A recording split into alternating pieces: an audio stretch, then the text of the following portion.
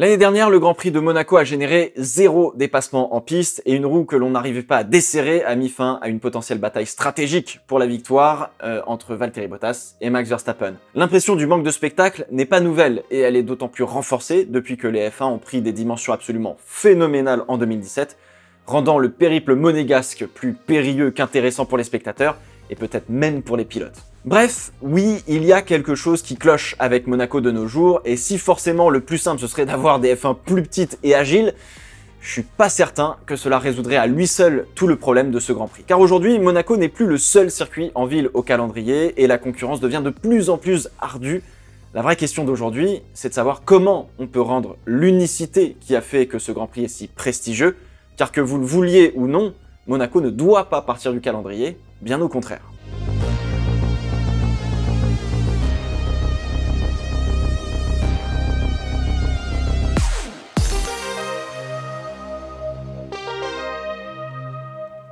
Le Grand Prix de Monaco a été créé en 1929 à un âge où l'on commençait à peine à construire des circuits permanents dédiés à la course automobile.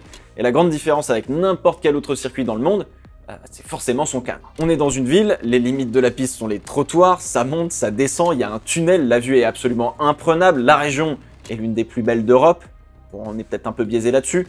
Le circuit est donc mine de rien technique par son caractère en ville où l'on doit se débattre avec des machines qui s'expriment mieux dans des grandes lignes droites en race campagne plutôt qu'entre des petits immeubles. Et puis Monaco, c'est Monaco, c'est le raffinement, l'élégance, le chic, la distinction, le luxe, la noblesse ou alors plutôt la principauté pour le coup. Forcément, le Grand Prix acquiert rapidement ses lettres de noblesse et on l'érige comme l'une des épreuves du sport auto international que tout pilote veut remporter. Et c'est ainsi que se crée cette fameuse triple couronne qui n'a absolument aucun statut officiel, mais un statut purement glorieux. La triple couronne, c'est le fait de remporter le Grand Prix de Monaco, les 24 heures du Mans et les 500 miles d'Indianapolis. Ce sont aujourd'hui les 3 courses les plus importantes, on va dire, les plus incontournables du sport automobile mondial. Et puis bon, accessoirement, si on peut remporter le championnat du monde de F1, voilà. Il y a un seul homme qui est parvenu à ça, c'est Graham Hill, mais on reparlera de cette triple couronne. Donc le Grand Prix de Monaco, c'est un bijou. Il transcende le championnat du monde de Formule 1, tout comme on pourrait avoir tendance à oublier que les 24 heures du Mans est une des épreuves du championnat du monde d'endurance et que l'Indy 500 est une des épreuves du championnat d'IndyCar. Et sa caractéristique est assez unique et a rarement eu son pareil. En 2007, le Grand Prix de Monaco était la seule épreuve au calendrier de la Formule 1 à être un Grand Prix en ville. Il était donc tout à fait unique. Et je suis certain qu'il y a encore quelques années, ou même aujourd'hui, on va dire, pour les non-initiés, s'ils devaient citer un seul Grand Prix de Formule 1, ce serait sans aucun doute Monaco. Le Grand Prix a été un peu au-dessus de la Formule 1 en elle-même en termes de notoriété. Ce n'est pas la Formule 1 qui accueille Monaco au calendrier, c'est l'inverse. C'est, même en tant que spectateur, une épreuve à aller voir de ses propres yeux au moins une fois dans sa vie, et j'ai eu la chance d'y assister, moi, en 2013. Et c'est là que j'ai une très bonne nouvelle pour vous. Il se trouve que le site bybit.com, qui est le partenaire principal de l'écurie Red Bull, m'a contacté et m'a proposé de vous faire gagner un séjour pour 2 personnes, tout frais payés pour aller assister au Grand Prix de Monaco à la fin du mois de mai. Honnêtement, expérience unique à ne pas rater. Pour prendre part à ce jeu concours, il vous suffit simplement d'utiliser le lien en description afin de créer un compte sur le site Bybit. La participation à ce jeu concours est entièrement gratuite.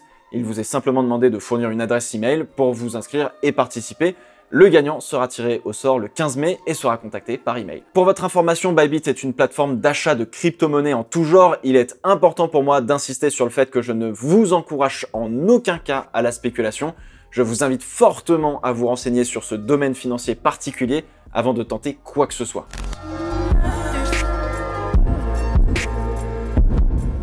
Monaco reste Monaco. Mais en 2023, Miami, Bakou, Las Vegas, Singapour et Jeddah seront des concurrents directs du Grand Prix de Monaco.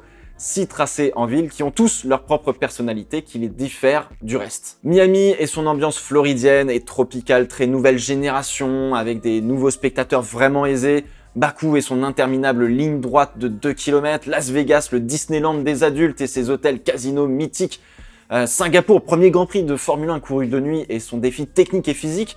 Ou encore Jeddah et son rythme ultra rapide, le fameux Monza entre les rails. Bref, Monaco, s'il faut lui trouver un caractère unique aujourd'hui, malheureusement, on va avoir tendance à s'orienter sur plus le manque de spectacle en piste, plus qu'autre chose. Et s'il n'y a pas de spectacle, il reste quoi de ce Grand Prix? Le cadre, les yachts, la jet set et le bling bling qui ont investi ces dernières années le Rocher. Ok, pas de souci, mais on a ça sur plein d'autres Grands Prix au final. Alors du coup, je vous pose la question, est-ce que le Grand Prix de Monaco est toujours dans l'air du temps? A-t-il toujours ce raffinement qu'on lui prête depuis toutes ces années? Est-ce que le Grand Prix de Monaco fait toujours rêver? Puis un Grand Prix de Monaco, on va être honnête, c'est long quand même. C'est quand même vachement long. 78 tours, au mieux on le termine en 1h40 si on n'a pas d'incident de course ou de safety car. Et malheureusement, c'est 1h40 s'il se passe rien en piste, mais on a l'impression que ça dure une éternité. Alors, un sentiment quand même positif qui sera partagé par la plupart des férus de Formule 1 de longue date diront « c'est Monaco, c'est la pole position de l'année, la capacité d'effleurer le rail à chaque tour pour être parfait, etc. etc. » Je l'entends, et je partage cette opinion. Puis on a ceux qui ont un sentiment peut-être plus négatif, qui serait « à quoi bon tourner en rond sans se doubler, en sachant pertinemment qui va gagner depuis l'extinction des feux ?» Et puis bon, ça va, les yachts, les riches, etc., qui sont même pas passionnés, etc. Bref.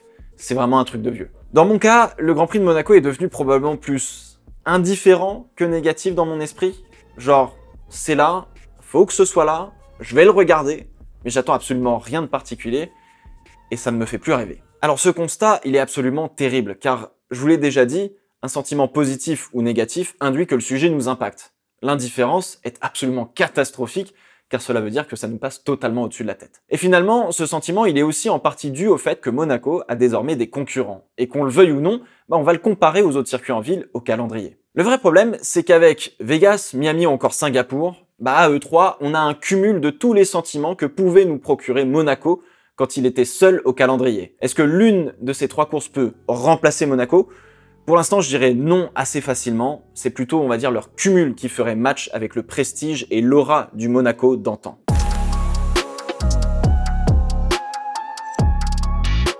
Bon alors, je tire volontairement sur l'ambulance à balles réelles, mais j'aimerais quand même essayer de remettre l'église au centre du village avec vous.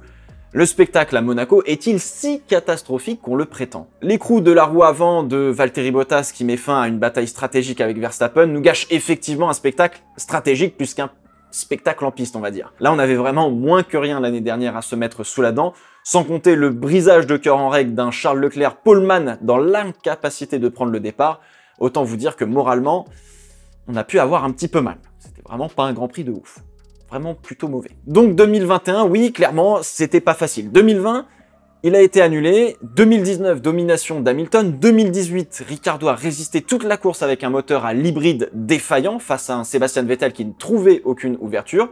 2017, Raikkonen, poleman se fait avoir par l'overcut de son coéquipier Vettel. 2016, personne chez Red Bull n'est prêt pour accueillir Ricciardo alors en tête en fin de course pendant un Grand Prix absolument fou. 2015, Mercedes fait rentrer Hamilton sur une erreur stratégique en fin de course et donne la victoire à Rosberg. 2014, Rosberg fait le hold-up de la pole position à Mirabeau sur un blocage de roue magnifique et maîtrisé à la perfection qui lui donnera la victoire le lendemain. Non, à Monaco, il ne se passe pas rien. La majorité des Grands Prix de Monaco se joue essentiellement à la stratégie et non pas au combat en piste. Et malheureusement, et c'est pas la première fois que je vous le répète, la stratégie, visuellement, ce n'est pas impressionnant. Alors oui, je te vois, toi, là-bas, qui est en train de s'énerver sur ce que je dis depuis tout à l'heure en se disant « Mais putain, mais il est débile ou quoi? Il parle même pas de la qualif. Il est vraiment flingué, ce mec, bordel, c'est incroyable. » Et si le réel spectacle de Monaco, ce n'était aujourd'hui pas la course, mais la qualification? Parce qu'on le sait, tout va se jouer à la stratégie, et à moins de se faire avoir par un événement de course imprévu ou une météo capricieuse, bon... Parce que le circuit de Monaco, qu'on le veuille ou non, c'est une épreuve technique très particulière qui, pour le coup, n'a, je trouve, pas son pareil pour le moment.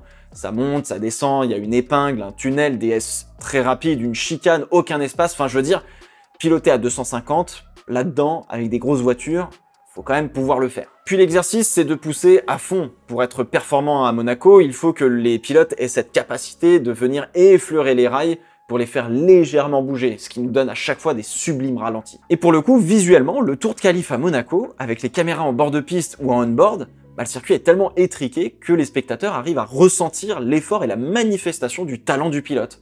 On ne peut pas en dire de même pour plein d'autres circuits au calendrier. Donc non, le spectacle, il n'est pas catastrophique, mais par contre, il se trouve peut-être pas au même endroit que sur les autres Grands Prix, et on a tendance à facilement l'oublier, et c'est tout à fait normal.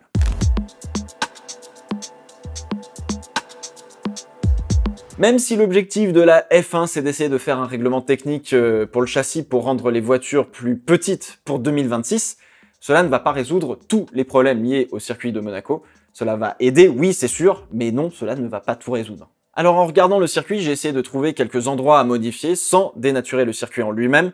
Et l'un des plus gros problèmes, c'est qu'on est en ville et qu'on ne peut pas pousser les murs et les immeubles aussi facilement. La version sur laquelle on roule aujourd'hui est la 5e, il me semble, depuis sa création en 1929. Bon alors premièrement, on ne va pas toucher à Sainte-Dévote, le premier virage. C'est compliqué d'y trouver un point d'amélioration particulier, je trouve.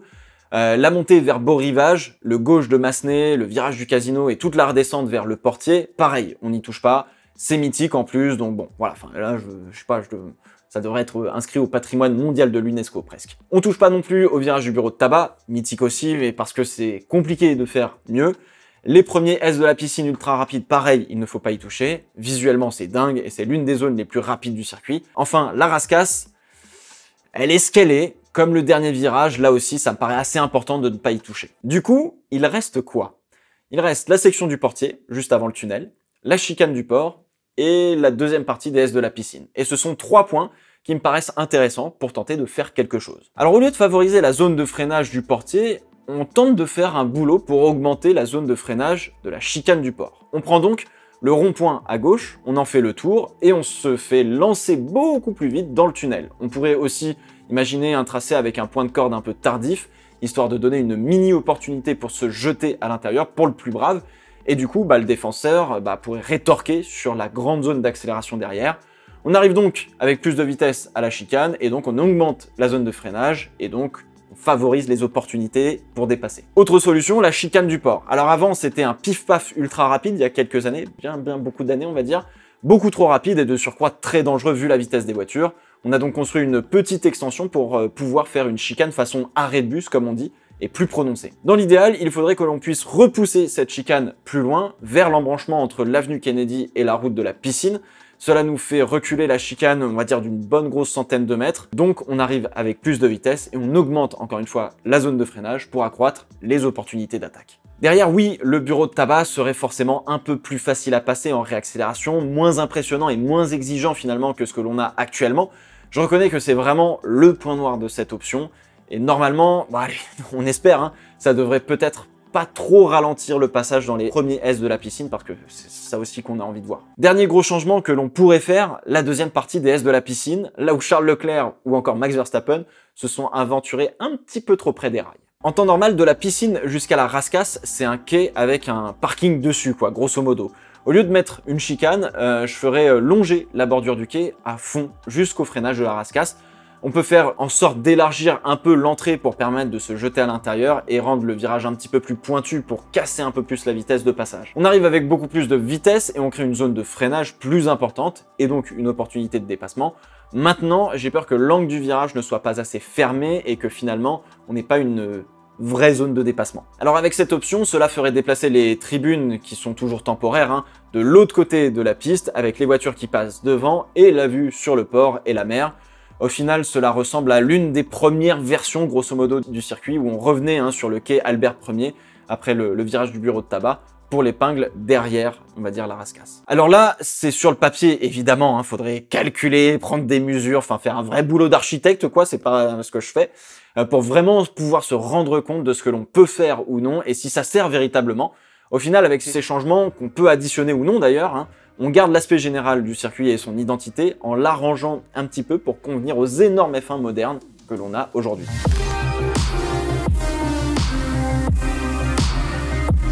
Comme on en a parlé en début de vidéo, Monaco est exceptionnel et unique. C'est l'un des joyaux de la triple couronne, mais ce qui est finalement étrange, c'est que contrairement aux 24 heures du Mans et à l'Indy 500, le Grand Prix de Monaco n'a pas un format particulier qui diffère des autres épreuves de son championnat. Le format, on va dire, dans la globalité du week-end des 24 heures du Mans, diffère finalement des autres épreuves du WEC, tout comme le système de qualification aux 500 miles d'Indianapolis diffère du reste du championnat d'IndyCar. Pourquoi Monaco n'aurait pas non plus son propre format? À course exceptionnelle, format exceptionnel. Comme ce qui est le plus impressionnant à Monaco, c'est le Tour de Qualif, pourquoi on ne mettrait pas ça en avant par rapport aux autres Grands Prix? Ce qui est frustrant avec le système que l'on a actuellement, c'est qu'à Monaco, on ne peut pas voir le Tour de pole position en entier au moment où il se produit. Ou alors, la réalisation a misé sur le bon cheval, et une voiture qui finit dans le rail, finalement, annihile toute chance d'amélioration pour les autres en fin de séance, et ça, c'est vraiment dommage. Ça nous coupe le spectacle. Le format de qualif que l'on a actuellement est parfait pour le reste du calendrier, mais on pourrait, je trouve, tellement mieux faire pour Monaco. On pourrait faire un format avec une qualification en un tour, un par un, seul en piste. On verrait tous les pilotes passer, chacun se donner totalement à fond, prendre des risques, parfois trop, et on aurait toujours autant de suspense pendant toute la durée de la qualif. Ce serait finalement un peu le maître étalon de la bravoure et du talent de chaque pilote et de sa machine, presque au calendrier global de la F1. Bon alors pour définir l'ordre de passage, on fait un premier passage dans l'ordre du championnat depuis la dernière course. Cette première séance donne une grille qu'on inverse totalement pour le passage final de la qualification. Actuellement par exemple, Charles Leclerc serait le premier à passer. S'il fait le meilleur chrono de cette première séance, il serait donc le dernier à passer pour la deuxième séance, celle qui détermine finalement la grille de départ du Grand Prix de Monaco. La piste, au fur et à mesure, va s'améliorer, ce qui avantagera ceux qui arrivent à avoir un passage en fin de séance, pour la première ou même pour la deuxième. Et de même, si la pluie tombe, c'est la vie, et c'est comme ça. Ce format n'est pas parfait, oui, mais je pense que c'est le meilleur pour vivre une qualification à Monaco. D'ailleurs, ce format, la F1 l'a utilisé dans le début des années 2000, c'était pas mal, mais sur tous les circuits, c'était pas non plus ouf.